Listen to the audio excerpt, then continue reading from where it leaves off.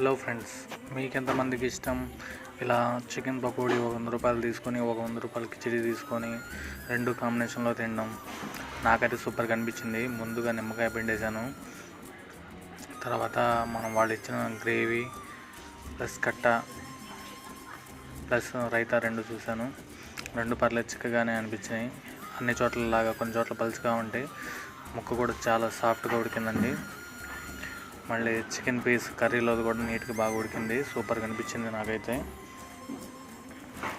అలానే అది curry piece సగమను మామూలు ఫ్రై పీస్ రెండు సగం తీసి చూశాను ఒకేసారి. ఒకే ముద్దలో మనం కలిపెట్టేసుకొని తిందామని గ్రేవీతో కలిపేశానండి. రెండు పీసులు తీసుకొని ఒకేసారి అలా తింటే ఎలా ఉండిద్ది అనేది ఇంతవరకు నేను ఎప్పుడు టేస్ట్ చేయలేదు. ఇప్పుడు విడివిడిగా టేస్ట్ చేయడమే కదా, ఈసారి కలిపి ట్రై చేద్దాం. చూడండి ఫ్రెండ్స్, సూపర్ ఫ్రెండ్స్.